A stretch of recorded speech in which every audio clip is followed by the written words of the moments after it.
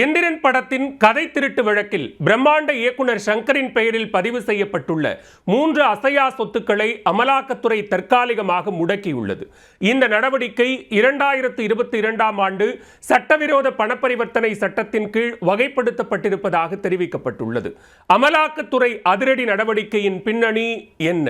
நடிகர் ரஜினிகாந்த், நடிகை ஐஸ்வர்யா ராய் நடித்த எந்திரன் என்ற திரைப்படத்தை 2010ஆம் ஆண்டு இயக்குனர் சங்கர் இயக்கினார். பிளாக்பஸ்டர் ஹிட் அடித்த இந்த திரைப்படம் அப்போது சுமார் 300 கோடி ரூபாய் வரை வசூலை வாரி குவித்தது. அந்த சமயத்தில் அந்த படத்தின் கதை தன்னுடையது என கூறி எழுத்தாளர் ஆரூர் தமிழ்நாடன் என்பவர் பரபரப்பை ஏற்படுத்தினார். ஆரூர் தமிழ்நாடன் எழுதிய ஜூகிபா கதை திக் திக் தீபிகா என்ற பெயரில் கடந்த 2007ஆம் ஆண்டு நாவலாக வெளியானது. அந்த கதையை திருடி எந்திரன் படத்தை எடுத்துவிட்டு கோடிக்கணக்கில் சம்பாதிப்பதாகவும் இது காப்புரிமை சட்டத்தின்படி கிரிமினல் குற்றம் என்றும் கூறி கீழமை நீதிமன்றத்தில் 2011ஆம் ஆண்டு வழக்கு தொடர்ந்தார். இந்த வழக்கு நீதிமன்றத்தில் நடைபெற்று வந்த அதே வேளையில் அமலாக்கத்துறையும் விசாரணையில் இறங்கியது.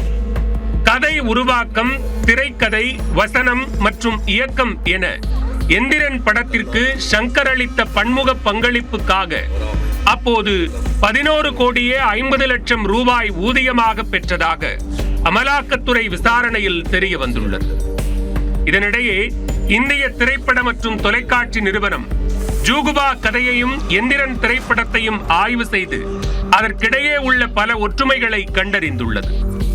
கதை அமைப்பு, கதாபாத்திர மேம்பாடு மற்றும் கருப்பொருள் கூறுகளை ஆராய்ந்து அந்த அமைப்பு அறிக்கை சமர்ப்பித்துள்ளது.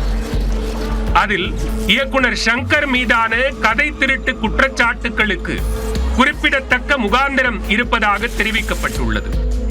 கிடைத்த ஆதாரங்கள் மற்றும் அறிக்கைகளின் அடிப்படையில் இயக்குனர் சங்கர் பதிப்புரிமை சட்டம் 1957 பிரிவு 63 மீறி இருப்பதாக அமலாக்கத்துறை தீர்மானித்துள்ளது. இதனையடுத்து இயக்குனர் சங்கர் 1957 பதிப்புரிமை சட்டத்தை மீறியதாக தீர்மானித்து சங்கரின் பெயரில் பதிவு செய்யப்பட்ட 3 அசையா சொத்துக்களை தற்காலிகமாக முடக்கியுள்ளது. இந்த நடவடிக்கை தற்போது 2002ஆம் ஆண்டு சட்டவிரோத பணப்பரிமாற்ற சட்டத்தின் கீழ் திட்டமிடப்பட்ட குற்றமாக வகைப்படுத்தப்பட்டுள்ளது.